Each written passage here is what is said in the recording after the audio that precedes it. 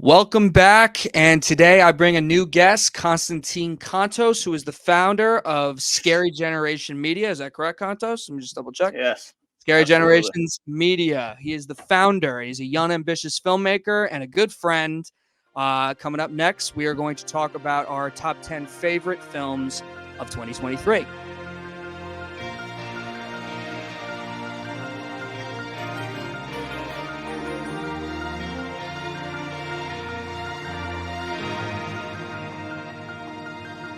So, Kontos, I've been wanting you on the pod for a couple months now. You're a busy guy, but we finally have you on, and Yeah.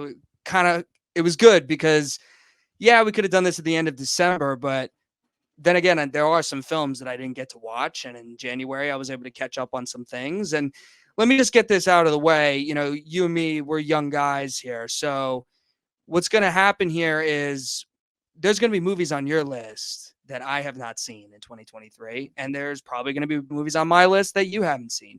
And Yeah. that's just the way it is. And the best case scenario here is that we can recommend new films, talk about the films that we passionately enjoyed.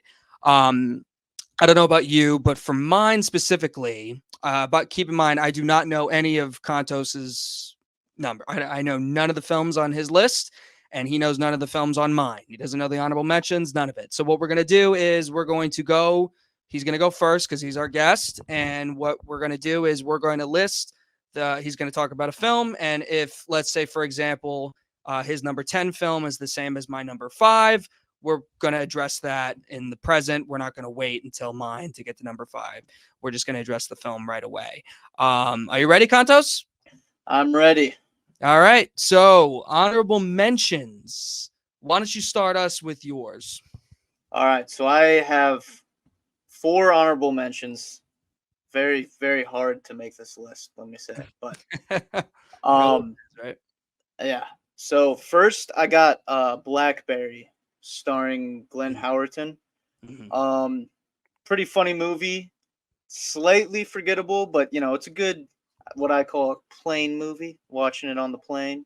It was funny, good drama, quick, just all no complaints about it really. Mm-hmm. Then I got one that I have a little more to say about, which is Saltburn. So once you get past all the shock value and kind of the Euphoria esque kind of copycat style they went with that, you have a very solid and memorable like con movie, Mm-hmm. and which I always think is an interesting concept for a plot. I'm not the biggest fan of Barry Keoghan. Like I look at it as he's always playing this crazy guy recently, and I agree. I would like to see him go another direction. I think Jacob Elordi is great. To be honest, I think he's actually a great actor. Um, the director was the woman that did Danish Girl, I believe. I've never seen that, so Me neither. can't really compare the two. But there was a lot of unnecessary stuff in here. For sure.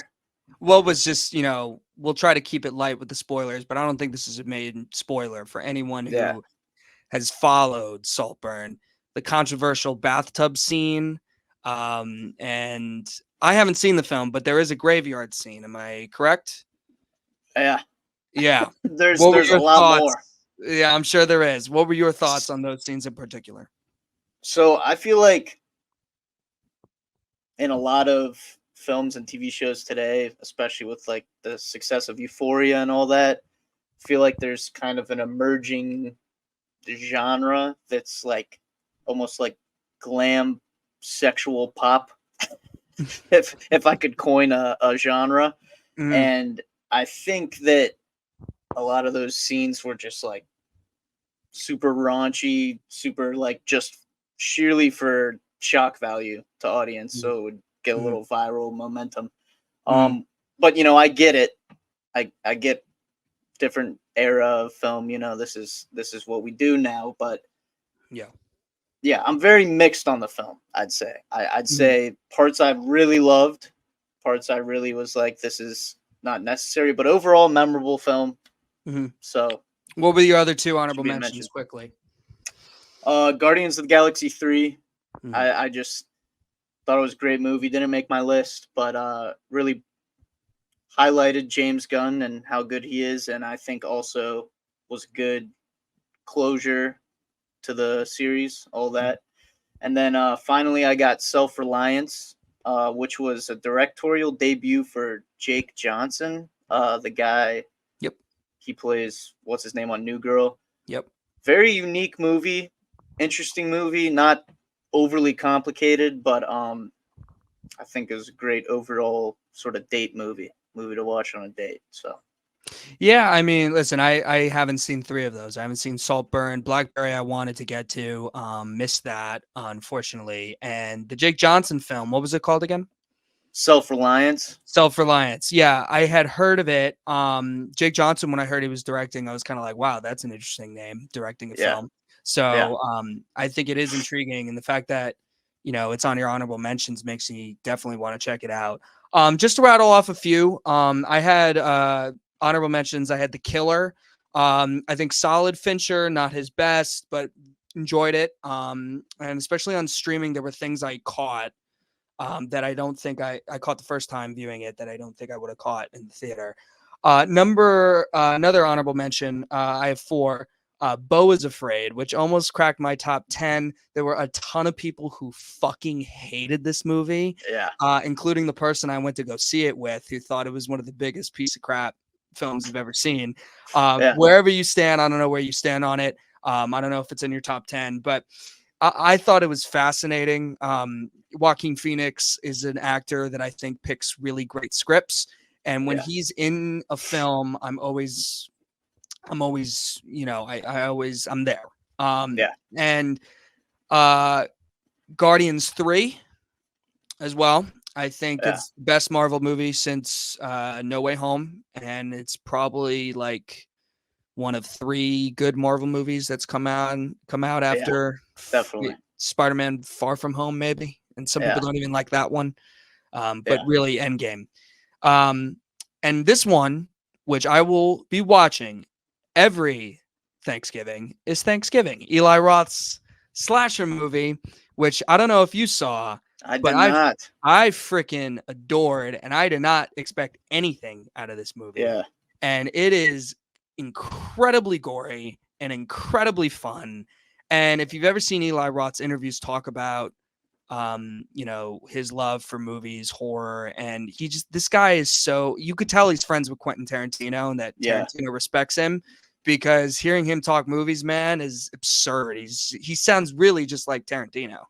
yeah, And definitely. Thanksgiving, man, tons of fun. Some of the best kills I've seen since Terrifier. That movie. Right. But that's our honorable mentions. Let's get into the top 10. Kontos, what is your 10th? So at number 10, and this is one I wrestled with, but it made the list. Dream Scenario, starring Nicolas Cage. Mm-hmm. Listen, I'm a fan of Nicolas Cage. I know Me too. people are very back and forth with it, but I love him. I thought it was fantastic role for him, and still true to some of his other roles, also a little reinventive almost. Um, and the story itself, it didn't go in the direction I was kind of expecting it to, which was a nice surprise, honestly. Um, and I just like the creepiness mixed with the humor of it.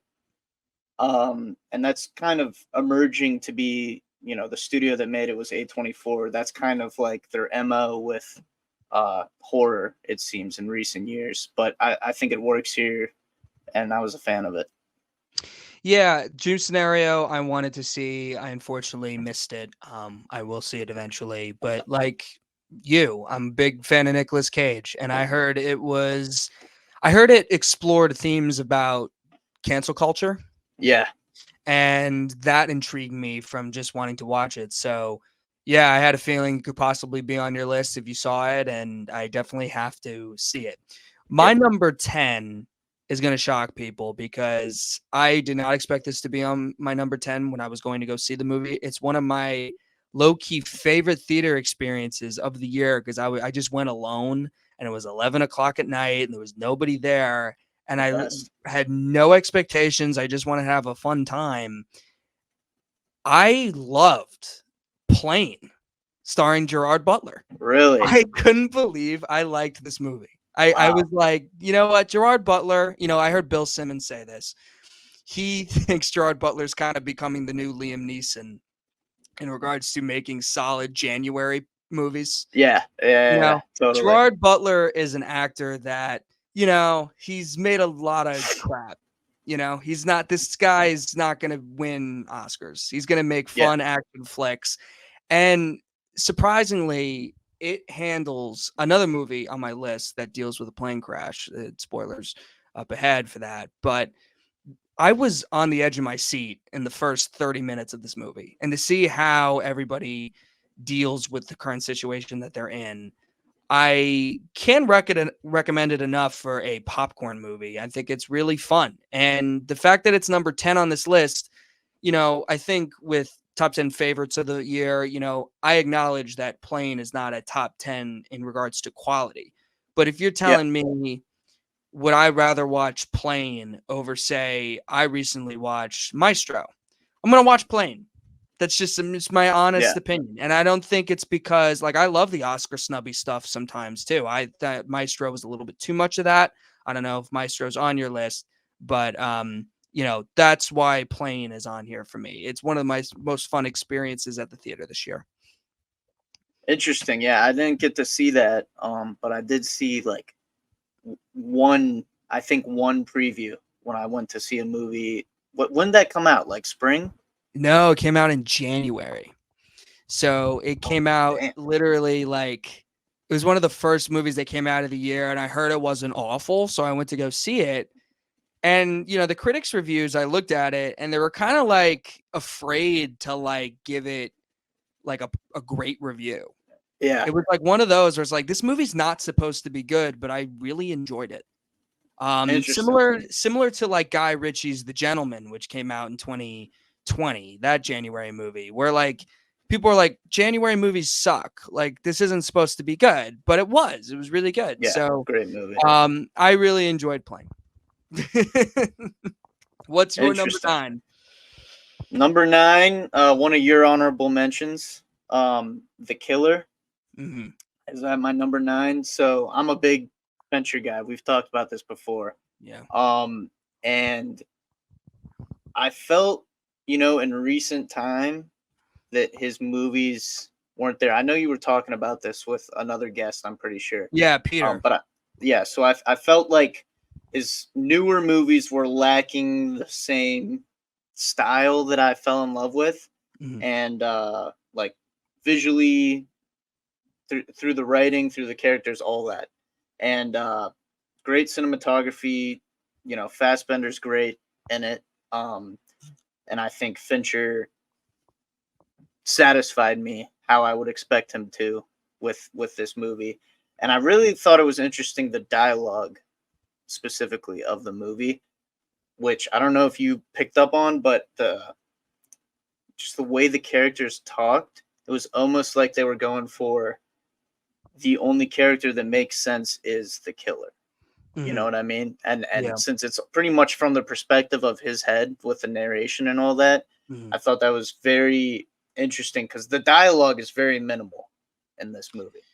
Yeah, one thing I appreciated about that I pointed out in my conversation with Peter, you could check that out, was how we talked about how the difference between a movie like The Killer and between The Killer and say something like John Wick, which is you got to really feel what it's like to be a bounty hunter and someone who kills people. He Yeah. shakes, like he listens to music to try to focus. Those aren't things you see in John Wick, and I Yeah. love John Wick. But he just goes and kills a bunch of people, which is great. And there's an audience for that. But The Killer brought a new perspective that I enjoyed. My issue with The Killer was simply I just thought the character could have been fleshed out a little bit more. Yeah. I agree. but yeah, that I really enjoyed it, and Yeah, it's nice to see Fincher still making films, and absolutely. that was definitely one of my most anticipated, and I wasn't disappointed. Like, Yeah, it's kind of what I expected, you know what I mean? Like, I wasn't expecting the best from him, but you know, yeah. I got a good movie. I'd almost say that my only criticism when watching it was just that I feel like it just might be. I've only seen it once, so I'm not sure yet. But I feel like it might be one of those movies that's just a one-time watch. You Mhm. know, like where Yeah. you go back and return, and then you're like, "All right, this was good, but like, I don't need to watch it again." You Yeah. know? No, definitely. I think definitely for some people. And I think again, I think what keeps you from coming back to it is the lack of a more fleshed out character. Yeah, absolutely. So number 9 for me was a film I saw in January, and if I didn't watch it, if we didn't record now, I wouldn't have ever watched it. I'm glad it made it. Was J.A. Bayona, J.A. Bayona, his film that's on Netflix right now, Society of the Snow, which is about a plane crash, real life plane crash that happened in 1972. Yeah, And it, like, I don't know why there's 2 plane movies on here, but that's what it is. The way this captured a plane crash, the humanity of these characters. It's a foreign film. The Netflix has an English dub to it, but it was so nice to see J.A. Bayona direct something that's not Jurassic World or yeah, Lord of the the Lord of the Rings show that nobody liked. Like, he's a really talented guy, and it's so weird because Jurassic World Fallen Kingdom is easily, to me, one of the worst sequels to a blockbuster movie I've ever seen. It has one of the yeah, worst endings ever, but at the same time, it's one of the best looking since the original Jurassic Park. It's a yeah, beautiful looking movie, and that's him. That's, he's made great films in the past. And so it was nice to see him make something like this. The film is probably a little bit too long, but it is really excellent just to see these characters, and some of them, like, kind of mutilated at points. Like, just the humanity. You don't even need to know too much about the characters to empathize with them and sympathize with them. yeah. That that story. It's like the rugby team, right? Yes. Yeah, I knew that story. I watched a documentary on it years back, and it's a crazy story. So when I saw they were making that, I haven't gotten to see it yet, but definitely on my list. I'm glad you liked it. Yeah. So What's number 8 for you? number 8, another one on your honorable mentions. Bo's Afraid. Mm-hmm. So I'm glad that's the one though, because I want to talk about this more. yeah, so I kind of have a lot to say about this because it is, like you said, somewhat controversial amongst fans of Ari Aster's previous work. Mm-hmm. Um, and I'm gonna be honest, like this is a long movie. I saw it at home. I didn't go to the theaters for it. It took me 3 separate times. Like I had to stop at certain points and come back to it because it was Mm-hmm. just so. It was way too long for what it Yeah. was. I think it was way too long. But in between, so I saw it the beginning half, stopped, saw a little bit more, stopped, and then one night I wake up and I'm like, I had a bizarre dream. All right. And I was like, this reminds me of Bo's Afraid. And then I was like, I think I get what Ari Aster was going for with this. Mm-hmm. So I finished it. And when it's all said and done, I think great movie. Definitely different from what he's done. Um, I think there's various environments in this film. And I think that certain environments were outshining others. If you've seen the movie, that makes sense, but I don't want to get too into Mm-hmm. detail. Mm-hmm. But overall, I felt my interpretation was that it was kind of exploring, Bo through his dreams and his conscience, and I thought that was very interesting, concept. But you kind of have to think about it for a little bit after you see it. For sure. And I definitely think the 3-hour runtime turns people off. Yeah. I think the first 25 minutes to Beau is Afraid is like absolutely brilliant. Yeah. I think it's like it was incredible. Like I remember I was like, I love every second of this. Yeah. If it's gonna be 3 hours of this, then I'm down. Yeah. And I've heard other people say that. I also, when the middle of the movie I think is pretty good. I think there's a point, the point where I see everybody criticize the movie, and I'm gonna be honest with you, definitely dragged. I'm Yeah. not gonna criticize it because I don't think I fully understand it yet. Yeah. It's gonna take, but it's intriguing to rewatch. There's a Definitely. sequence where he runs into the woods and there's like a stage play set up, and it just feels like it goes on way too long. That was my least favorite part. Yeah, that's just like that's the part everybody seems to criticize, but I'm not gonna fully say it's bad or that it completely drags down the film because I am intrigued about what he was trying to say. The ending I thought was chilling. Like I legitimately have not too many movies make me leave the theater like I did with Beau is Afraid with that ending. And Phoenix sells it. And, the movie is about, anxiety Yeah. and like Absolutely. seeing this character with his anxiety in several different situations. Yeah. And I thought Ari Aster did a great job. And the only reason why it's not in my top 10 is because I can't see myself rewatching it as much as the others. Yeah. Yeah, I totally agree with that. I think though, like I said, I think it was fully exploring how you said anxiety, and I think it was kind of doing it purposely in like this dream, ever changing dreamlike environment, I guess. And so going into it with that sort of mindset, I think is the way to do it. Well, number 8 for me was Anatomy of a Fall, which I don't know if you have seen, but Anatomy of a Fall was, a French film. And, when I first saw it, I think I probably liked it a little bit too much. It's amazing performances everywhere, all across the board. And, when I first saw it, I think I loved it maybe a little too much. I thought it was like, honestly, when I came out of the theater, I was like, wow, that's like the best movie. Like I think that's up with Oppenheimer. And as time has gone on, I don't feel the same way. So the fact that it's 8, I think, is shocking for people who will follow me. Because like when I first recorded a reaction to it, I was like, this movie's like awesome. And I still believe it is. I still believe it's really good. It's 2.5 hours. It's a court drama. It's really good. It's ambiguous. So for a lot of people, that was a flaw with it. And I will say the reason why I think it dropped for me is because I heard a perspective, because there seems to be two sides. If this character supposedly killed the husband or not. That's what the story's about. Okay. And you can kind of like see both sides. Like, did she or did she not do it?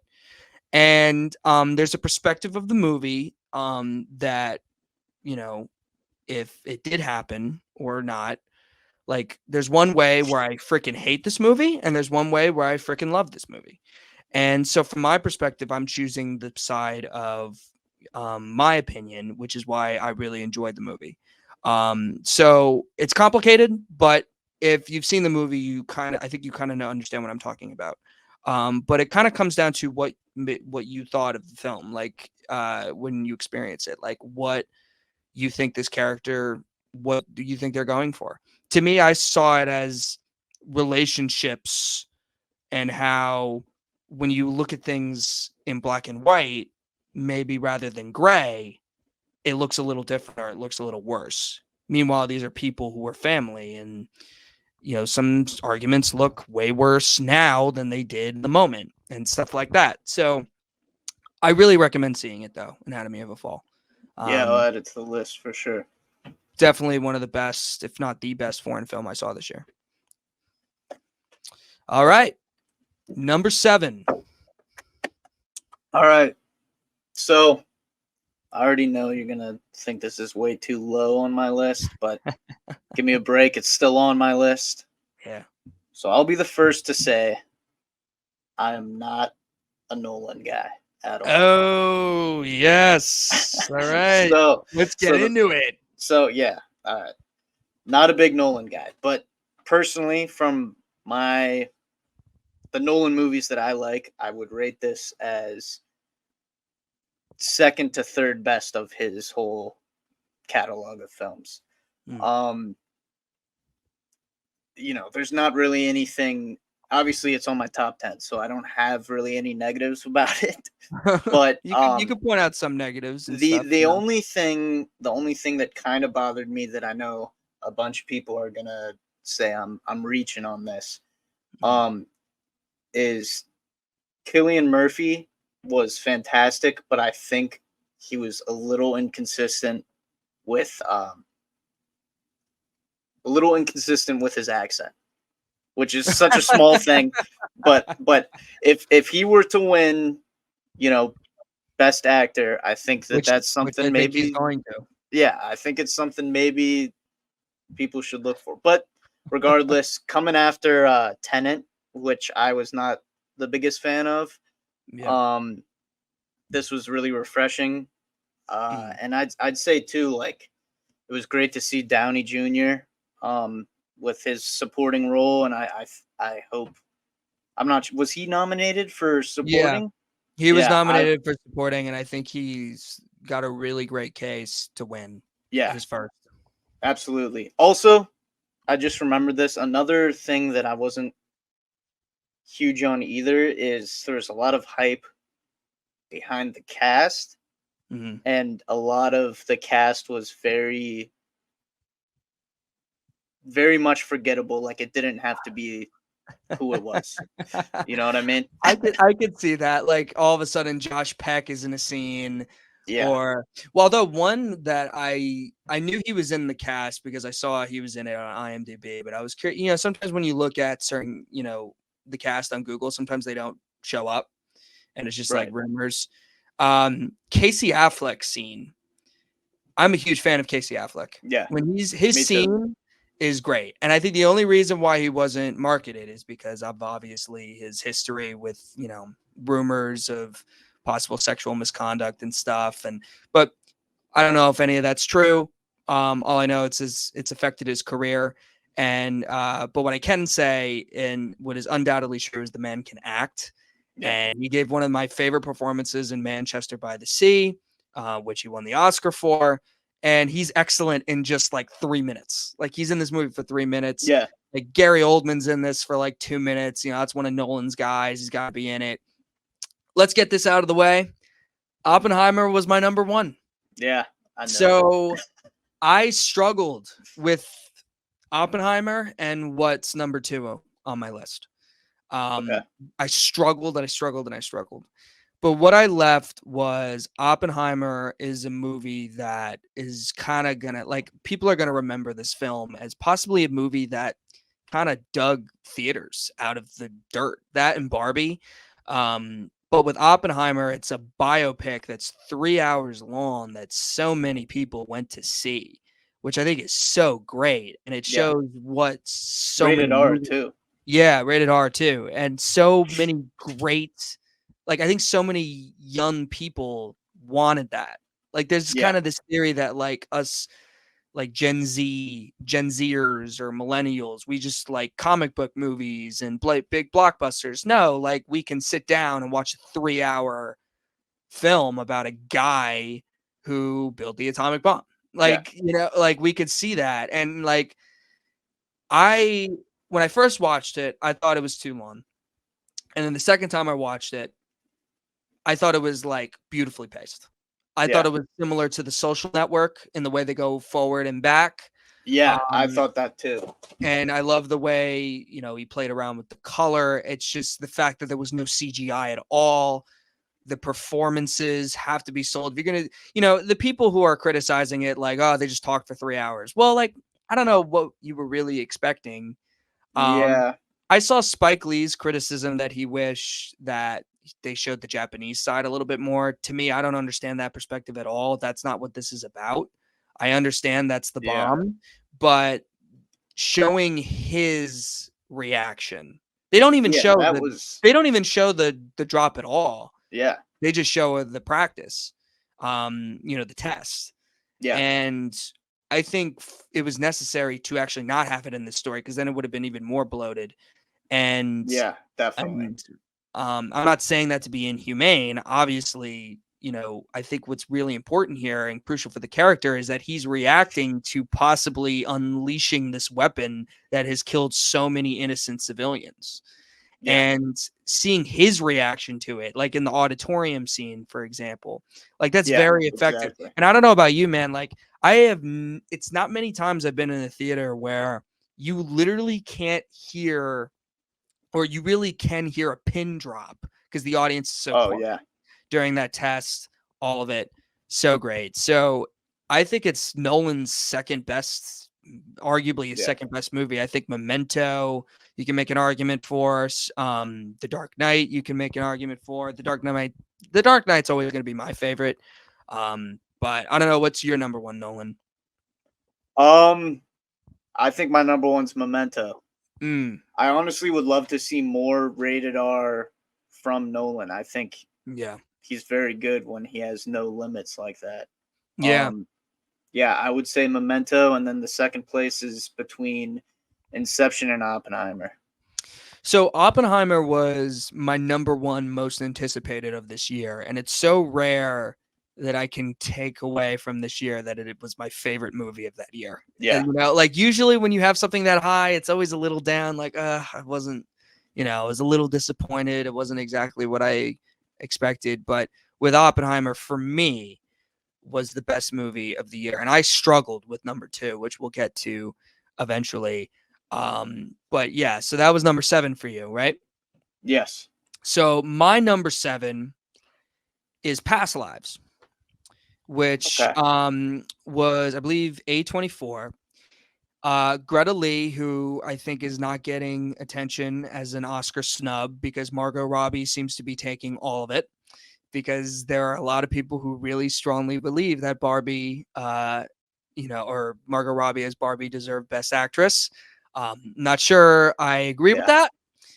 I agree she's a big Oscar snub. I think she should be acknowledged as a snub. But to me, something like Greta Lee's performance in Past Lives should get more notoriety as a Oscar snub because she carries this movie. Everyone else is great. It's not just her, but she has to play this balance of fun, lighthearted, but kind of like emotionally torn. It's a fascinating story. It's a slow burn, but it's incredible, and it's the only way the story could have been told is by a slow burn. These two characters are chatting overseas. They're longtime friends.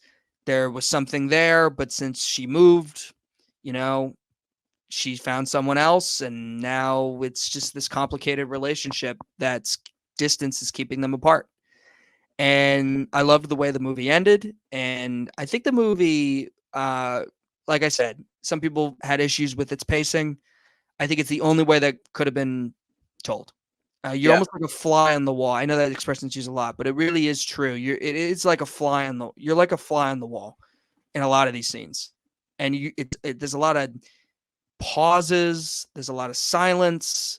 I think it's edited perfectly to allow the audience to take in the sadness, anxieties, all of it that these characters are feeling. Great film. I don't know if you saw it. I did not. I did not see it. Like I said, there's way too many movies that came out last year. So Yeah. I'm gonna get around to all of it. But Well, I highly recommend it. It's been nominated for Best Picture, so you could check it out. It's probably not going to win too much, but it also came out early. It came out like May. right. So usually movies like that don't get attention from the Academy, but it is, and I think it's great that it is. Yeah, absolutely. What's your number 6? So number 6 was actually, I guess, what I would consider my most anticipated of the year. Mhm. Which you'll be surprised by this, but it's only because when the trailer for this movie came out, I was all in. Mhm. So this is the Iron Claw, the movie about the Von Erich family, and I believe is their name.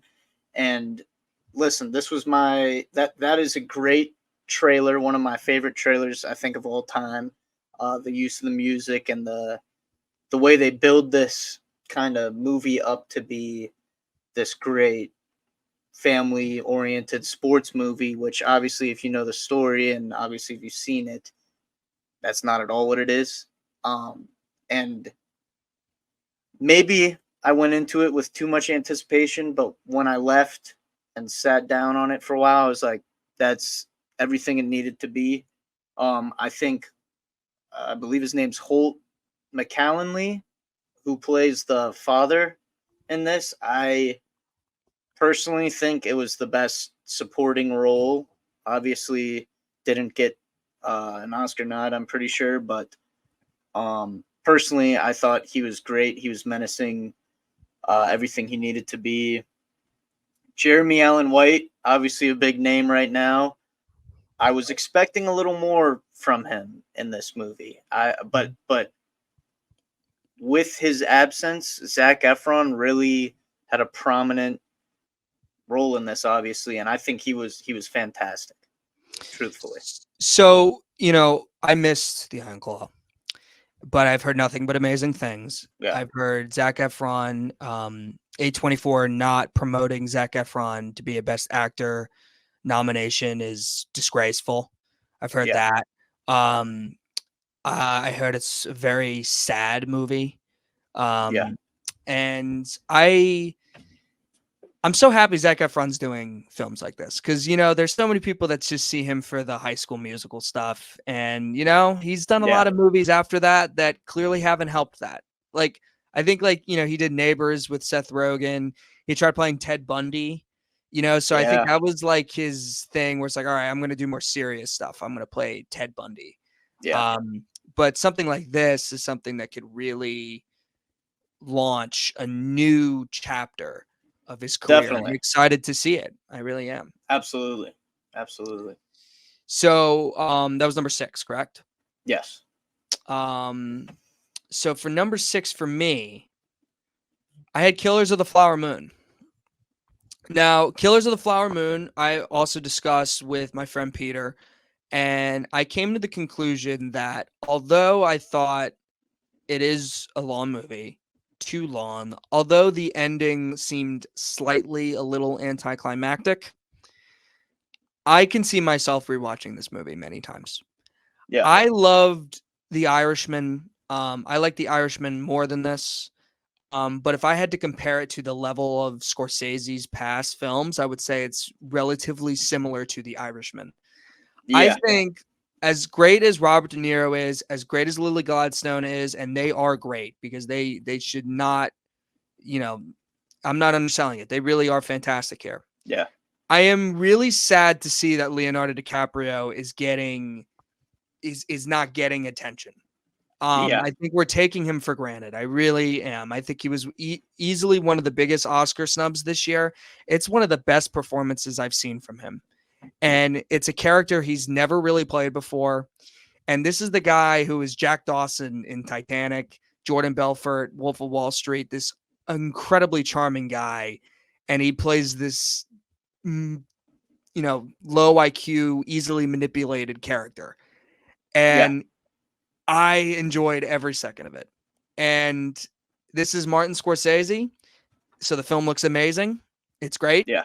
Uh, as far as the edit goes, Thelma Schumacher, she's a great editor. Like I said, probably just could have shaved movies. Like sometimes a movie needs to be Yeah. cut. It's 3 hours and 30 minutes. That's really, really long. Yeah. And as much as Martin Scorsese talks down on, our generation, specifically with Marvel content, and that we're kind of just used to that, or like, what's wrong with watching a 3.5 hour movie? There's nothing really wrong with making a 3.5 hour movie. You just gotta make sure we want to rewatch it again. Yeah. And I think for people like me, it's going to have that effect. But me and you, or anybody who loves movies or loves Martin Scorsese, it's going to have that effect on us. But other people, they're not going to look at this film as they do Wolf of Wall Street, which is a long movie, 3 hours, and Goodfellas. It's just not paced as well. as those films. Yeah. But this is a very different movie that he's done before, but he still uses his Scorsese-isms. He still picks a story that's very Scorsese-like in regards to like you kind of know how it's going to end. It's probably not going to end great, but I want to see the ride. And I really enjoyed all the performances and this new tale, a new take, and a great Leo performance, I thought. Yeah. So I had that actually as my number 4. Mm-hmm. And say your piece. Listen, I think, truthfully, I got to see it at least 4 more times to say this. 4 more times. But it's potentially Leo's best role in terms of how different, like you said, it is from his other stuff, at least for me. I think, to me, he'll always be Jordan Belfort. I think a lot of people feel that way. Yeah. And I'm surprised that there aren't like so many people that think that's his best role, because he's done so many great roles. But I think specifically our generation is going to see him as Jordan Belfort. Yeah, absolutely. Absolutely. And I think, too, I love De Niro. He is one of the GOATs, right?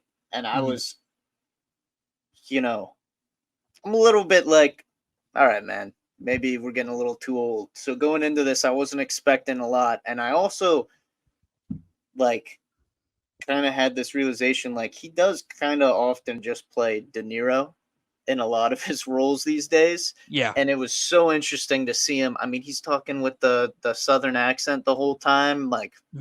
He was great in it. And so I agree, though, with what you say about this is directly Irishman to me, the way this is put together. But I liked how it was somewhat of a haunting movie in a way. Just the way that everything goes down, it's very eerie the whole time, which I thought was great and different from a lot of Scorsese. Yeah, I mean, the best scene in the entire movie to me, the most memorable scene to me, is Leo crying in the jail cell. That to me is his reaction. De Niro's there. I just thought that was great. And to me, there was no performance that in the film that was better than Leo's. And a lot of people are saying, they're like, it's Leo. He was all right. He was good. Not one of his best performances. And I'm just like, I just don't agree. I just think I really think it is one of his best.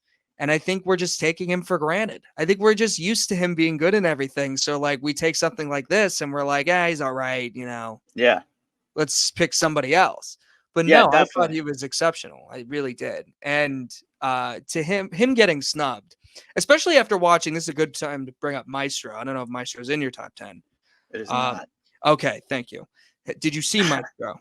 I did not, but okay, because we could talk about Maestro for just a little bit. Okay. I recently watched Maestro. The fact that Bradley Cooper, who I love, Bradley Cooper is one of my favorite actors. I was anticipating this movie, and I also didn't buy into all the criticism the film was receiving. I was just kind of like, whatever. But I don't think he's good. I legitimately don't think he's that great. The thing is I've watched Leonard Bernstein interviews, so I know how he talks, and I think the film, because he directed the movie. So I can't say he did a poor job, because it is masterfully directed. It's really well done. And his voice, his natural voice mixed with his Leonard Bernstein impression, that's what it comes off as. It comes off as Bradley Cooper trying to do a Leonard Bernstein impression. Yeah. Meanwhile, I didn't get that from Cillian Murphy in Oppenheimer. I know you had issues with his accent, but I didn't feel that way. It felt like an impression of Leonard Bernstein. He talks the entire time like he's got a really bad cold. Yeah. And it's it's the same tone, and sometimes it's laughably bad to me. And there's a lot of people who I think are film fans are not aligning with Maestro. They do not care Yeah, for it. They I've think it's got that. very Oscar baity, and it's Bradley Cooper desperately trying to get an Oscar. Carey Mulligan is by far the best part of Maestro to me. Like Yeah, by far, I was kind of blown away by her performance. really. Yeah. So when I see Bradley Cooper getting nominated for Maestro and Leo not getting nominated, Yeah. that's just like, dude, come on now. Like, I just did not see that at all, personally. Yeah, I don't get it, especially because I walked away from Killers kind of, you know, I was thinking, definitely he'll get nominated, but um, Killian's probably gonna beat him out. But like, I was very surprised as well by that decision, I guess. Mhm. Going forward on my end, we're gonna hear a little bit of a warbly mic going forward, but just letting people know.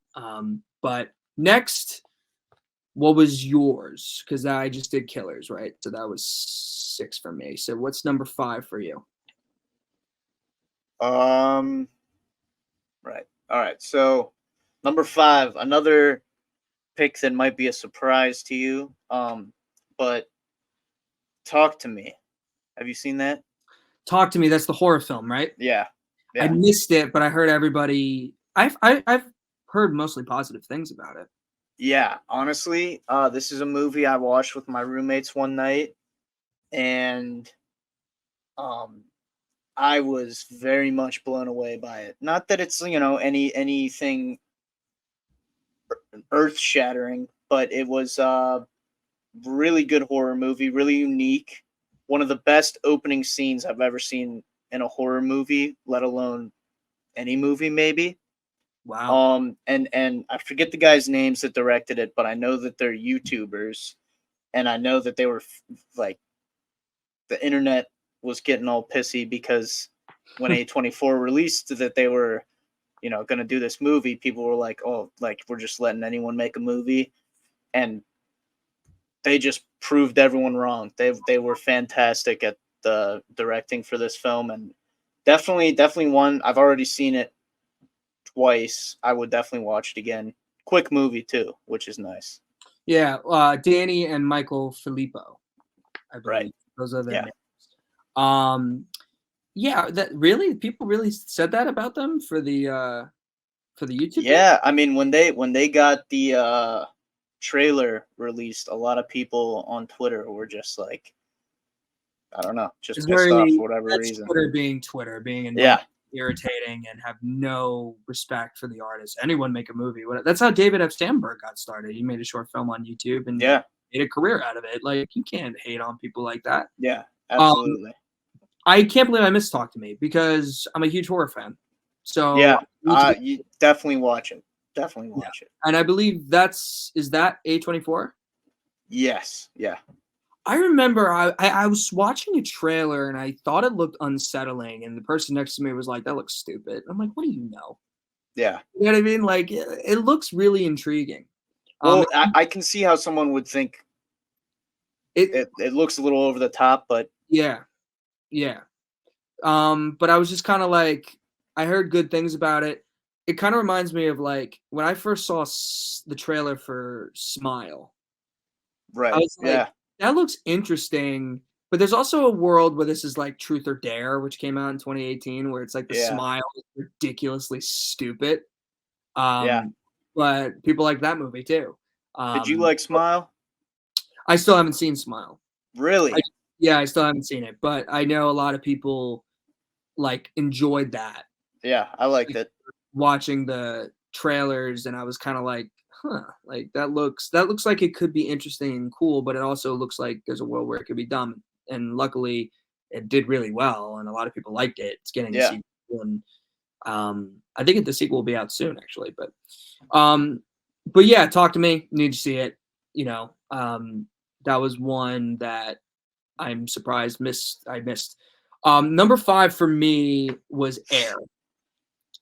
Ben Okay. Affleck and Matt Damon's movie. First of all, I'm just glad they're making movies again. Yeah. I think definitely. they're writing stuff. They're writing a new movie. that's coming out in either this year or next year. Air was interesting to me because I'm a huge basketball fan, huge NBA history buff. So I got some of the jokes that they were saying, you know, when they're Right. ripping John Stockton in that pick. And I thought it was really cool what they did when there's like a cashier at like 7-Eleven and you know, the guy says, Michael Jordan, a guard? Nah, you can't pick him. And then like 5 years later, Michael Jordan's killing it. And Matt Damon sees his character and he's like, you always know that Jordan guy would be good? He's like, yeah, man, I always knew he was going to be good. Yeah, yeah. Like, I don't know if you watched Air, but it's excellent. It's excellent. It's really good. And it's the best possible way you could have told a story with its context. And that's Michael Jordan, you know, signing with Nike. And Nike was a no-name company at the time. I love the cast. I love Jason Bateman. Huge fan of Jason Bateman. I always love him. Pretty much everything. I love him in movies like Horrible Bosses, which I think is a very underrated comedy. Yeah, definitely. Chris Tucker, great to see him back in like an awesome movie. And Affleck. Affleck's a great director. And he directed this film. I believe he directed this film, yeah. And Matt Damon stars, and Matt Damon is Matt Damon. And Matt Damon was great in Oppenheimer, and he's great in Air. And I really like what they did. This is kind of a spoiler, but not really. They don't show Michael Jordan's face. Right. And there's scenes where he's there, but you see the back of his head. And that's so great that they did that. Because if they just showed any other person playing him, it would have been distracting as hell. And that's something that I don't know if you saw spoilers for Dr. Sleep, but did you see Dr. Sleep? No, I did not. There's a scene where there's a crucial character where they show another actor playing him. This is the Shining. This is the Shining sequel, directed by Mike Flanagan. And the actor that plays this character, I love this actor. I think he's a fantastic actor. He's still very distracting playing this person when we're so used to him as another person. Yeah. So I was very upset with that. So I'm glad they didn't do it with Air. And I left Air and I kind of thought like, yeah, I really enjoyed that. But as the year went on, all the films I saw, I could see my excuse me. I can see myself rewatching Air a lot. Yeah. Yeah, you know, with Air, I still haven't seen it. And honestly, I thought they did a poor marketing job, if I'm being honest. They did. You're right. I'm not going to blame you on. I'm not going to say you're wrong. I had no idea that it was even coming out until late. Yeah, definitely. And I think that the trailers I did see, you know, I went to a movie with my one buddy and we were like, that movie is either going to be, you know, raved about or people are going to say it's a shitty movie, which it wasn't really either of those things, I think. But it definitely was one that, you know, unfortunately, I kind of tuned out a little bit. I plan on watching it. It was released very early in the year. It was a very quiet release. Like, that's a movie that usually is kind of, I think, shown around the Oscar season, kind of like November, December. It's like when basketball season is, you know what I mean? Like, you know, I think this came out in March, I want to say, March or April. So I guess. Yeah, I think that's right. It was around March Madness and stuff. So I understand it from that perspective. But it was a movie that when I found out it was coming very early out into the year. And I think it's because Ben Affleck and Matt Damon's last movie, The Last Duel, directed by Ridley Scott, written by those two, did not do well. Yeah. I mean, it did well critically. Everybody loved the movie. But it didn't do well financially. People didn't go see it. So I wonder if that was a big reason why. And like Matt Damon's movies have not blown the box office. You know, he's done a lot of quiet stuff. Same with Affleck. And even though Affleck is a Oscar winner, and they're both Oscar winners, but in the directing, you know, he's an Oscar winner. And Argo, which a lot of people don't think has held up, I think is great. I still think it's great movie. I loved Argo, and I loved The Town, and I probably like The Town and Argo better than Air. but I still really enjoyed Air. Fair enough. Yeah. So, we already went with number 5 for you, right? Did we go number 5? Yeah. Did we talk about number 4? 4 was Killers of the Flower Moon. That's what I thought. So, what was 3 for you? So 3 was the Netflix film They Cloned Tyrone. Haven't seen it. Jamie Foxx, John Boyega, and Teyana Paris, who plays one of the Marvel characters that's newer. Can't remember which one, but listen, this was a movie where I saw the trailer for it, and I was like, this looks incredible. Had no idea, I didn't hear anything about this movie being made, anything like that. I was like, this is a great cast, great potential, great trailer. And then the Netflix logo showed up. And I was like, listen, this better be good. Netflix fucks this up. Like, I'm just going to have no respect for them. Yeah, Netflix makes a lot of bland stuff. Yeah. And dude, this was, honestly, I would say it's a perfect film. These next 3, including this one, were very interchangeable for me. So yeah, it always is, right? Yeah. To talk about it briefly, though, very interesting concept, very good, in the Afro surrealism realm, with shows like Atlanta and Sorry to Bother You, the film. Those are pretty prominent today, so I think this was right next to those in the list of great Afro surrealism films. But the director too, I was impressed. This was his first film ever. And, say what you want about Rotten Tomatoes, but starting out at a 98% on your first film is pretty crazy. And it's a Netflix movie too, which I don't really need to explain that aspect. No, I mean, listen, Netflix films have for some reason, they attract a lot of stars. They get guys that, they get enough intrigue for you, but for some reason they all pretty much have the same color tone. They're bland and they're hollow. Like I remember one, I think it was Velvet Buzzsaw, a Netflix movie that came out a few years ago, and it was the same character as Nightcrawler, and Jake Gyllenhaal was in it, and it was like 2 hours or 2.5 hours of just like, what was that movie? Like, it just wasn't good. Yeah. So it's really great. I'll definitely have to check it out. I'm glad. And I think, Netflix movies, like I said, they're hit or miss, but I think we have 2 on here because that my number 9 film was also a Netflix movie, Society of the Snow. That was a Netflix movie. It came out January 4th. But it's in the hunt for Oscar seasons. So it counts as a 2020. Yeah. Totally. Yeah, another thing real quick I'll say about this too is, I think Jamie Foxx is Jamie Foxx. He's always great for what he does. But dude, he was hilarious in this. Like I could not stop laughing. The John Boyega, I think, is often overlooked as one of the better younger actors. I thought he was great in Detroit, and he was outstanding in this. Seriously, like I honestly forgot it was him at times because I'm so used to, Finn from Star Wars. Which... Yeah, and to be fair to him, he's good. You know, all the cast in the new Star Wars films, like they're good. It's just poor writing, poorly written. And then the Teyana Paris, her entire, I didn't really know much about her. I knew I recognized her, and then I saw that I think she was in like Captain Marvel and the Marvels, Miss Marvel or whatever the hell. Boy. So I was like, obviously that's she's probably super cringy in it and all that.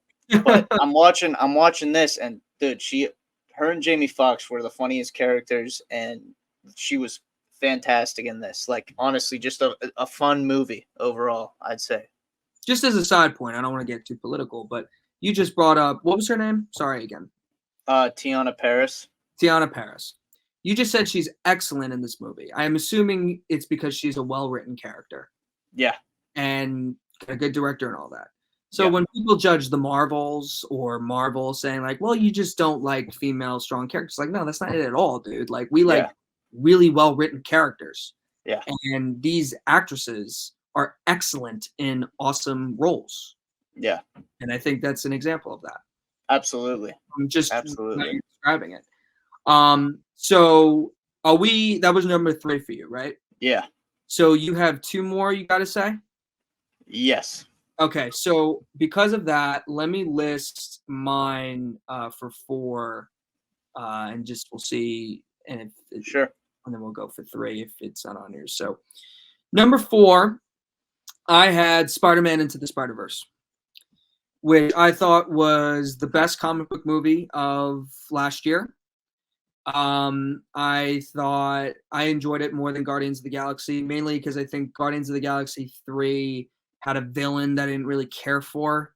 He was just kind of an evil guy, and the thing I liked more about that movie was the whole Rocket storyline. That might be the best thing I've seen in all 3 Guardians movies, let alone just that movie. Well, listen, real quick, can I add on to that? Go ahead. So Bradley Cooper, talking about him again, the voice acting in that, especially, like, that was incredible, emotional. It's better than Maestro. Yeah, literally. And also going off the Rocket story, I know this isn't even what we're talking about right now, but no, it's okay. That's why it's a pod, dude. His whole the opening of Guardians of the Galaxy with Creep, the Radiohead song. Yeah. Dude, that was like heartbreaking. And it was one of my favorite like Marvel openings in so long. And I think it's one of the best. That and the Adam Warlock scene was like Winter Soldier level of whoa. You know what I mean? Like seeing them for the first time. Yeah. It's gonna be James Gunn will be missed in the Marvel universe. Definitely. Very refreshing to see him make a movie in the Marvel universe, but luckily he's in DC. Yeah. Just to go back to Spider-Man Across the Spider-Verse, my brother saw it. He said it was like maybe the best theater experience of his life. Now, I don't know if it's on that level for me. I think the only reason why this is not ahead of my next installment is because it's incomplete. You know, there's another chapter to it. Yeah. And, you know, a lot of people weren't expecting that, and they were soured on the ending because of it. I think this movie did, like, I don't think it could have been any better if that was the way they were trying to tell the story. Yeah. The animation, dude, is so crazy, gorgeous. Yeah. Gwen, Spider-Gwen, is literally one of my favorite animated characters at this point. I think she's freaking awesome. I think she's the balance of, you know, you're sympathetic to her, but you feel sympathy for her, and she's also a badass. That's very likable and charismatic, and voiced wonderfully by Haley Steinfeld. But I love what they did with in different universes. There was a different type of animation. That was cool. Is different. There's so many characters in this movie. There's so many winks at the camera, but like they're fitting and cool. It's not just fan service like hello. To me, I really enjoyed it. Seeing everybody. You see everybody from like Insomniac, Spider-Man from like the games. Like honestly, one of my favorite Spider-Mans. Like video game. So you see him in that, and like you see Spectacular Spider-Man, which is cool. Great cartoon. I love growing up. I saw like all the old Spider-Mans. But like Gwen's, the way they animated hers, they do it in like watercolors, which I was like really taken back. I was like, wow, this is gorgeous. Yeah. I know somebody who hates comic book movies, hates them. And he went into this movie and he was blown away. He was like, that was great. And he didn't see the first Spider-Verse, which really a lot of people by surprise. And I really like the first Spider-Verse a lot too. I think it's probably a tad overrated. For some people, I think some people think that's the greatest Spider-Man movie ever made. I don't see it that way. I prefer Spider-Man 2, Raimi's Spider-Man 2, and even the Raimi's first Spider-Man. Yeah. Even like I still like No Way Home. There's been a recent hate. I think it's this MCU thing where like MCU fans are unhappy. There's an MCU hate thing. Yeah. People are automatically turning on No Way Home and being like, you know, technically it wasn't that well written of a movie. It's like, all right, whatever. I still really enjoyed it. It's a movie experience I'm never going to forget. Although Across the Spider-Verse, the soundtrack, all of it, I was really nervous this wasn't going to be good, but I feel stupid that I even thought that. It was really great stuff for me. Did you see it? Yes, and I'd say for me, this is one that I was anticipating for a while after they originally announced it, and then when the first trailer came out and everything, I just wasn't super hyped for it anymore. Almost. And when I went to see it with my dad, because when the first one came out, we saw it together and he loved it. So we went to see it, and yeah, I mean, I would say that I was definitely blown away. It surprised me. I think where I agree with people's criticism of, and what you're saying, where it doesn't end really, you know, it leaves everything open. I'm a sucker for cliffhangers, you know. No, I am too, and it didn't bother me necessarily. That's probably the reason why, like for example, if the next movie's not good for some reason, well, that's ruin the second one. So I have to put the next few above it for me. Yeah, no, that's how I feel too. I mean, like, I loved it. I love the cliffhanger. I love the twist. Mm-hmm. But I do think, you know, I only saw it the one time. I got to rewatch it. But I do think, looking back, the only thing I think about is that twist. Yeah. And maybe the scene where they're all chasing Miles Morales. Other than that, you know, maybe there could have been more. But also, like you said, I mean, it's a long animated movie too, and it was perfectly executed. So I think the things I also enjoyed were obviously the action sequences are they're so beautifully animated that it's just eye-popping in general. But I really like the scenes with Gwen and her father, and I like the scenes with Miles and his dad. Yeah, that kind of connection they kind of both. I just really enjoyed everything about it pretty much, and I will be getting it on 4K. Sweet. Yeah. What was the villain's name in that? In Across the Spider-Verse? Yeah. Wasn't the villain Oscar Isaac's character? Oh yeah, or are you talking about the Black Spot? Yeah, the Black Spot thing. That was voiced by Jason Schwartzman. Yeah.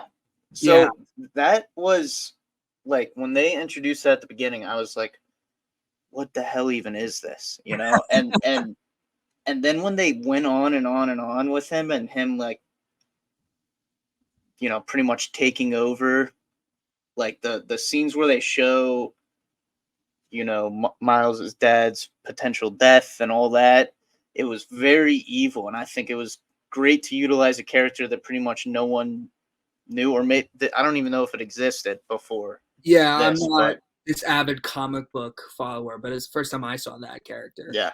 But what because the movie's really doesn't have like a real villain. Yeah. Like, because the villain's a hero. Yeah. But he just disagrees with Miles, and I thought that was really creative. Yeah, definitely. It's really good. And like I said, man, like the way that's animated, which really matters. Like, it really matters how well this is animated, and it's thrilling at the end. It really is. Number 3, because we haven't hit your top 2 yet. I have John Wick Chapter 4. John Wick Chapter 4. I was late for the John Wick movies. I was late. So the first one I really loved. The second one I think is a little worse, but still really good. The third one I think is the worst out of the 4, but still fun and watchable. The fourth one shocked me, because this one has by far the best villain, with Bill Skarsgård. What's his name? Ian McShane, who is, I always know him from Kung Fu Panda, who voiced Tai Lung. So whenever there's literally a scene in the movie where he's holding a scroll, and I can't help but just think of him being like the Dragon Scroll, like, you know what I mean? Like, I can't think that. But Skarsgård is terrific as a villain. and these stunts, and this is another 3-hour movie that is really well paced. Yeah, I mean, it's got to be, right? And the John stunt, Wick. the action sequences, Keanu Reeves, even though he doesn't talk a lot, even though he's not the best actor, he's one of the most charismatic actors out there. And he's so great at playing this guy. He just is. There's a few moments where I'm like, how the hell does John Wick survive that? And I thought it ended great. I'm not going to spoil it for people. I thought it ended great. I hope it's the last John Wick movie, personally. I know there's talks of a new one, but to me, it's only because the movie made so much damn money. Why it's being talked about, because, and they leave things open, but for spin-off series, for other things too. But the way it was just a great theater experience. I was in there. I loved. I was in every scene. I was attached to everything. And because this movie has, I think, the best villain of the franchise, it sticks out to me as possibly being better than the first one, which I wasn't expecting out of John Wick 4. All the John Wicks got worse for me. It was like John Wick 1 was amazing, great. Yeah.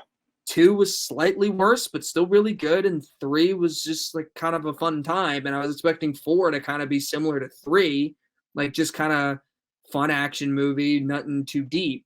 But no, it was really great in my opinion. Yeah, I also was late to John Wick. I have yet to finish the third movie just because I like started it and I was kind of like, what the hell are we doing? But I love the way it ends. I like the way John Wick 3 ends. Okay, yeah. I gotta watch it though. I've heard the same thing. I've heard great things about the fourth one, so Also, like an issue I have with the third one, just so I know we're sidetracking a bit, but Halle Berry's character was very marketed.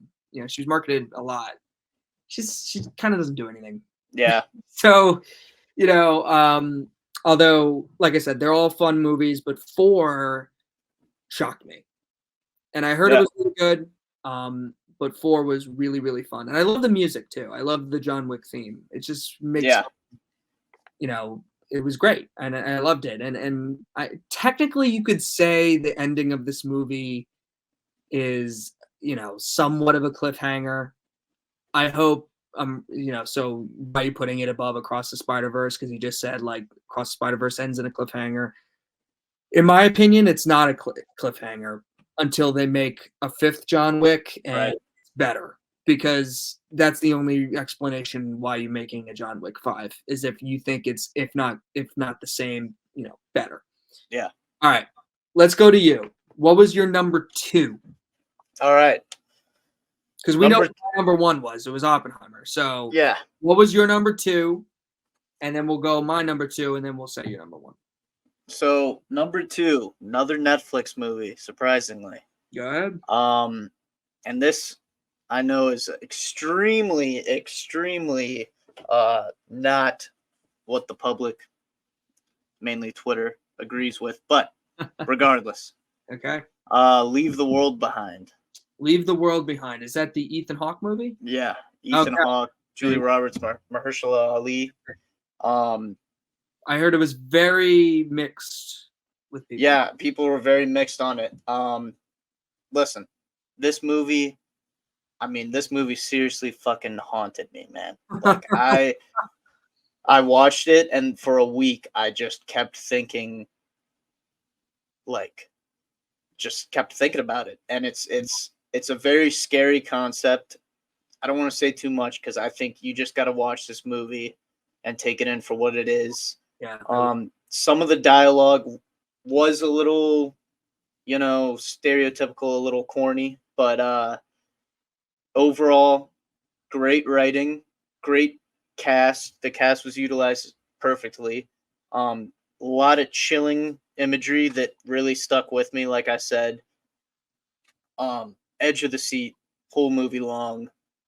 And listen, I think what the consensus is most people were upset about the ending. And I think that those people are idiots because I think the ending was exactly what it was building up to the whole time, and I think that people are just too stupid sometimes to watch certain movies. I think that people like need to be babied along sometimes, and like you're grabbing them by the hand, taking them on a walk. But just I don't know, man. Watch a YouTube video on it, and then maybe you'll understand it. But dude, it was great. And Sam, what's his name? Sam Esmail, or however you say it. He did the Mr. Robot show, Okay. and he directed this. And it's based off of a book as well. But this is the first thing of his I've seen, and I loved it. It was definitely had a distinct style to it. It was broken up into various parts too, which is something I always love when movies do that. And yeah, I highly recommend it. I think it is one of the best movies of last year. I think it's great that we both acknowledge, but mainly you, that you're very skeptical of Netflix movies. Like, Yeah. So I think, like, because if you said that and you're like, I have all these Netflix movies on here, like, I think people would be like, oh, you're just a Netflix guy, but you're not. You acknowledge that, these Netflix movies can be skeptical. So I think it's really valuable that you said that earlier, because some people could see it that way. But yeah, I definitely wanted to check this out because I heard a very similar opinion. Yeah. I'm a huge fan of Ethan Hawke. I think Ethan Hawke's freaking awesome. Dude, he is fantastic in this movie. Like there's like no movie that I've seen where I thought he was bad in. Like Yeah. when I was in school, when I took directing classes, my professor was not a fan of Ethan Hawke, and I was kind of like, really? Like, what do you not like about Ethan Hawke? Like, what does he do that's so bad for you? But I guess some people have their opinions. It's cool, but yeah, I'll definitely check it out, man, for sure. I mean, Kevin Bacon also, not to interrupt, but Kevin Bacon is also in it, and he, not major role, and I mean it's Kevin Bacon, it's not like someone crazy like that, but dude, for what he is in it, he was perfect, and it really played into the writing well too. That's yeah. So yeah, definitely will be on my radar, and I'll definitely have to check it out. It kind of feels like Don't Look Up, in a way. Like yeah, it definitely with that movie. I'm not comparing it necessarily to it. I just feeling like a Netflix movie that a lot of people loved and a lot of people didn't like. Yeah, I think it was honestly that's what I thought after, mainly because of the reaction. Mm-hmm. But yeah, it's very much like a similar sort of setup, similar sort of commentary on where we are as a, the world as a nation. Yeah. And I think that's why at the end of the day, it's always going to be controversial. Yeah, definitely. Because if anything goes into politics of any kind today, which a movie this year, Civil War, with Jesse Plemons, Kirsten Dunst is coming out. That's one of my most anticipated for the year. Yeah. That's going to be very split with people, I can assume. Dude, it better be good. I'm worried that if it's bad, that's a wasted opportunity, man. Yeah, I don't think it will though.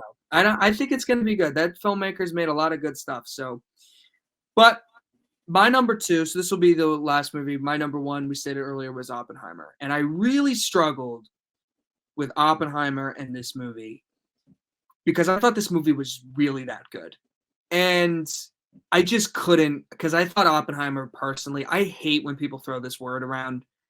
I really do think Oppenheimer is a masterpiece.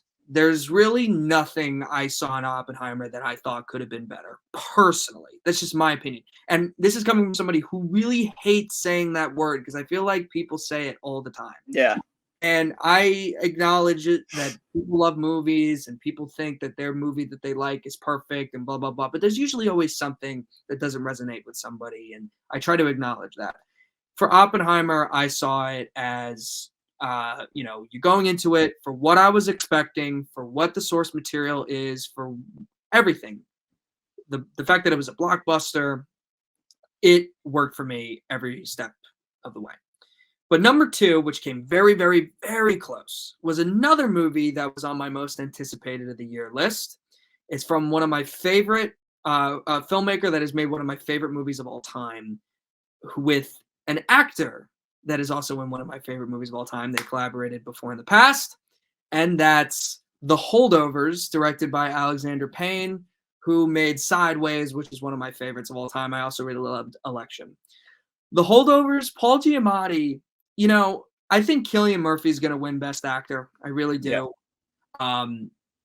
Paul Giamatti, any other year, though, should win. And honestly, Paul Giamatti, since his character is completely made up and he's not doing a biopic, he has nothing to really base his character off of. This is completely all him. This is all him.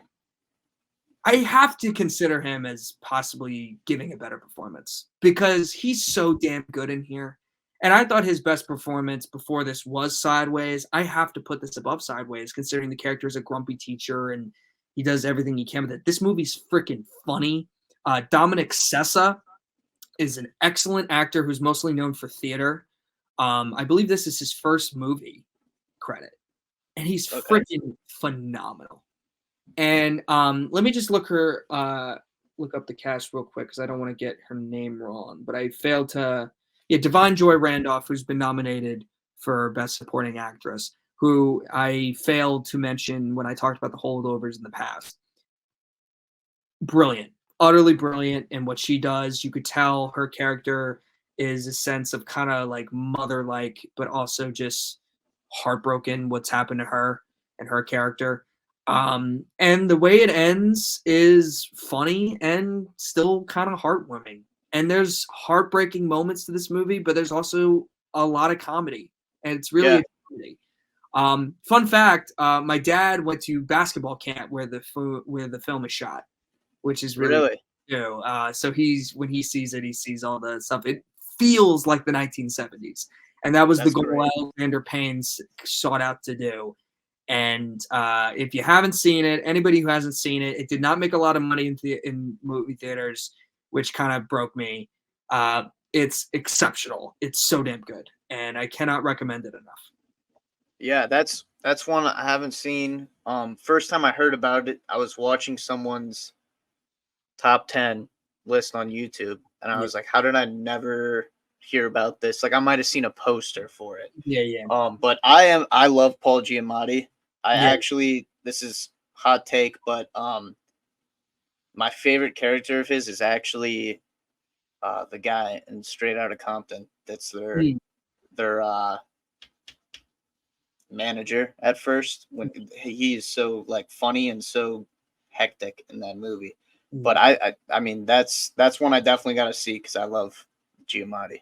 Yeah, he's pretty much phenomenal. The only movie he's not good in, and I think he even acknowledges, is when he played Rhino in The Amazing Spider-Man 2, which was cartoony, and we don't need to go into that. Yeah, Giamatti is absolutely excellent, and it's one of my favorite performances, honestly. And I could not have asked for anything more from The Holdovers. It's just Oppenheimer came out the same year, and if Oppenheimer, wasn't that high on for me, it would be The Holdovers for number one. But we're coming down to you. We started with you. Might as well finish with you. What is your favorite movie that came out in 2020? So, for number one, I have Aquaman. No, I'm just kidding. You got me. You legit haven't even seen it. I was like, you got to be kidding me. No, I got to delete the pod, Kontos. I was like, I can't post this now with that credit. Yeah. No. But it is seemingly somewhat controversial still to pick this as number one, but I'm gonna deep dive on this. Asteroid City is my personal favorite and my personal pick for Best Picture of the year if I were to do my own award show. So before you get into it, because I really want to hear your opinion, I'm gonna ask you a bunch. I have questions about it because I didn't see Asteroid City. Damn. And I'll tell you why I didn't see Asteroid City. First of all, I did want to see it. I missed it. Things were happening at the time. I missed it. But You know, I always want to see everything. Wes Anderson's one of my. I always love Wes Anderson. Yeah. Fantastic Mr. Fox is one of my favorite movies ever. Like, I love Wes Anderson. I love Royal Tenenbaums. I love basically pretty much every movie he's made. I haven't seen all of them. There's still a few I haven't seen, but most of the movies I've seen from him, I love. I did not like The French Dispatch.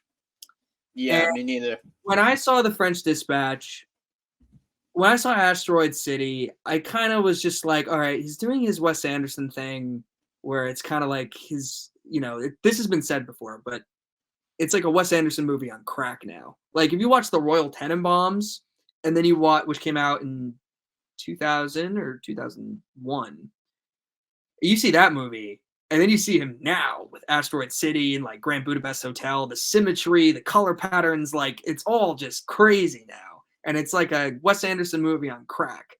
Yeah. I think that's the reason, because I disliked French Dispatch. I just didn't like it. I tried to like it, and I was just like, I just don't think I liked French Dispatch.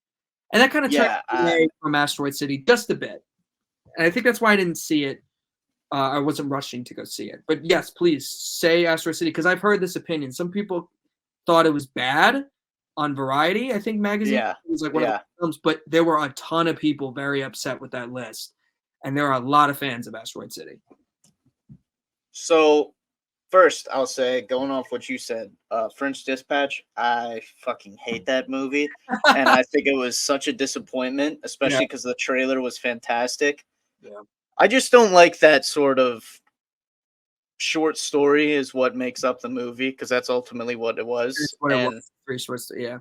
And I will say, too, the other short films that he released this year that were based off the Roald Dahl stories, not good. I didn't appreciate them. I mean, visually they're great, but like I felt the same way about those as I did the French Dispatch, and that's after I saw Asteroid City. But Asteroid City, I think the best way to put it, truthfully, is it's not my favorite Wes Anderson, and I don't think it's anyone's favorite Wes Anderson movie. Yeah, but I mean, there's a lot of good Wes Anderson movies. So, yeah, but I think it's his best, most complete body of work. Let me tell you why. Go ahead. So, he definitely, compared to French Dispatch, he stays true to sort of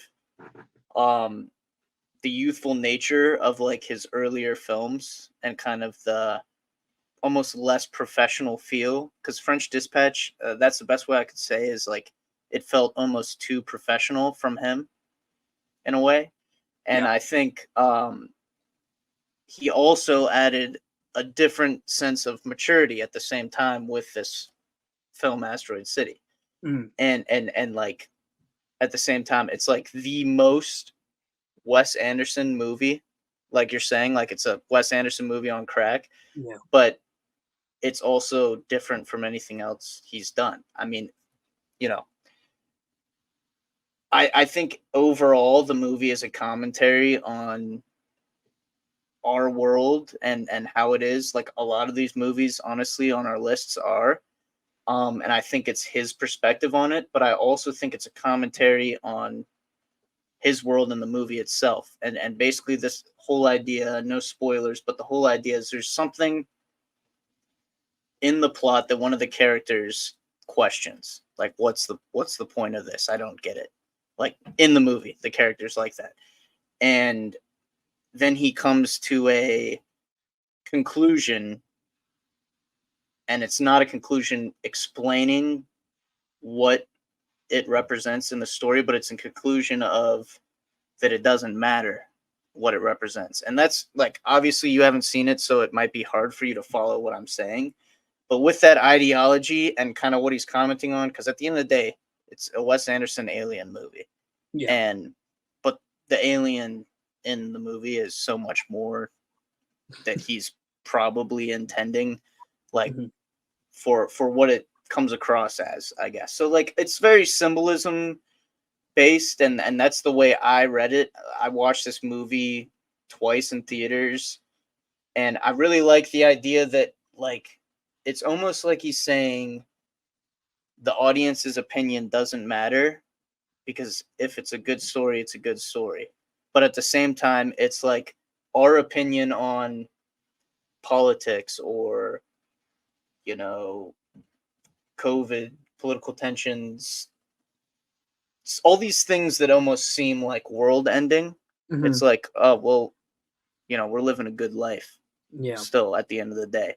And listen, I went a little too deep there, but No. it really, really moved me. And I will also say, too, that I watched it and really liked it. And then I left and sat at home and I was like, damn, I really fucking liked that movie. Yeah. And then when I went to see it with my dad, because I saw it with my friend first, and I went to see it with my dad, and it was pretty much the same thing. He was in there. He's like, yeah, great movie. And then my dad never does this sort of thing. He came to me the next day. He's like, dude, that was a really good movie. Yeah. Like usually he doesn't say really good. He just says, yeah, pretty good. And Yeah, so like, I totally understand that feeling. yeah. And also what was so nice was that at the end of this, the theater experience for me was great because I went to the bathroom after, you know, obviously that's what you do at a theater.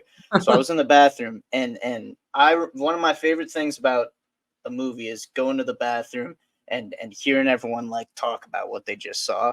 Yeah. And it's been so long since it's been like non-superhero related. Yeah. You know, and there were people younger than me, which was awesome to see. Mhm.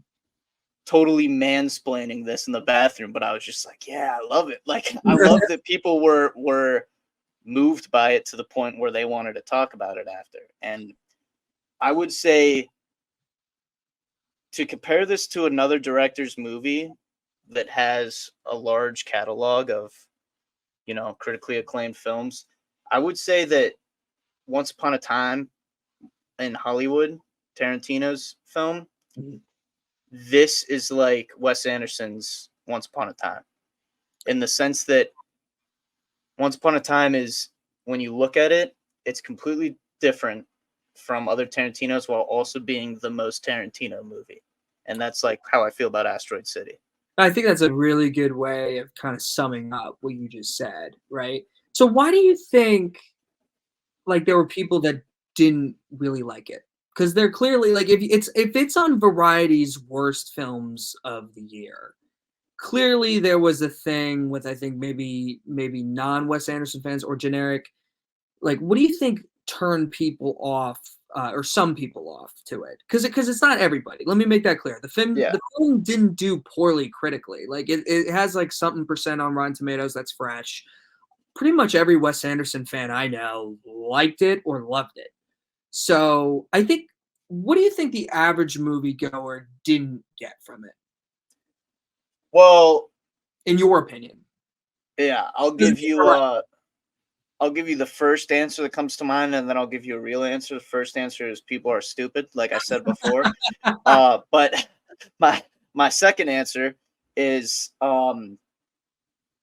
ultimately, similarly to French Dispatch, he is going for a new approach on how his stories are structured. And it's almost like Oppenheimer too, in the sense of multiple stories are going on at the same time that are ultimately the same story. So like, this isn't really a spoiler, but there's the story that's Asteroid City, but Asteroid City itself is a play. So we see the characters that are doing the play, and that's like all black and white shots. And then we see the characters that are in the play also played by the same characters. So it's like, I feel like sometimes, you know, someone might have seen that and been a little confused or maybe a little overwhelmed with all of it. But other than that, dude, I honestly don't understand why. I mean, I think that it is not only a great, you know, Wes Anderson refresher almost, but it's like, it's super funny, and it's utilizing new cast members that he doesn't normally work with, like Bryan Cranston, and I'm trying to think, Scarlett Johansson. I don't think he's ever worked with before. Yep. Steve Carell was fantastic, Mhm. and it's a very, feel good story, I'd say. I think another criticism probably that people have is that the characters maybe aren't as like he's focuses on all the characters in this, whereas like Fantastic Mr. Fox at the end of the day is Fantastic Mr. Fox. Yeah, yeah. And maybe that's people's problem with it, but I think people just misunderstood, and I think people are stupid. That's what I think at the end of the day. And to be fair to other viewers, like there are movies that you see for the first time and you're like, didn't quite get that. And then you see it again and you're like, I missed that the first time. And then, but there's a lot of people who don't even try that second time. They just don't even give it. Yeah. So, and that's I think, like how I said, it's one that you sit on. I think a lot of people decided to just block it from their memory after they saw it. And like I had a buddy, he wanted to see it and I had already seen it. And so we saw it and I said to him, I think it's his best movie, maybe not my favorite, but I think it technically and creatively speaking, it's his best. And after he was like, you're on crack, like that's not his best movie at all. And then he texted me like a couple days later, he's like, I just watched it again and I think you're right. So it's definitely one you gotta watch a couple times and some people freaking hate doing that, man. They really do. Yeah. But people and I get love it, movies, man, like us. Yeah. Looking like Sopranos. Yeah. Yeah, so I think that was important to discuss because I did not know your number one. I didn't see Asteroid City, but now like hearing you talk about it makes me really want to see it. And I hope that was valuable for the people who are listening to this. Like we understand we did not see every movie that came out in 2023. We're just a couple young guys that love movies. We want to talk about movies. We understand this post is late. We get it, but we really wanted to talk and sit down about our favorite movies that came out. We're going to have Kontos on the pod in the future. Trust me. This guy knows what he's talking about. This guy loves movies. He's trying to be a filmmaker himself. I think he's really talented. And I respect a certain amount of people when it comes to talking about film. And Kontos is one of those guys. And I really appreciate you coming by, man. I know you're very busy. And I know, we potted for an hour and almost 40 minutes it's going to be. So I hope you enjoyed it. And, I'm glad you were able to come by. Yeah, absolutely. Thank you for having me, man. Very fun opportunity. So I would love to come back. So like I said before in the intro, Kontos' links will all be in my description. You can check him out. Thank you guys for listening to the JB podcast. This was late, but I'm glad we got it done. See you guys later.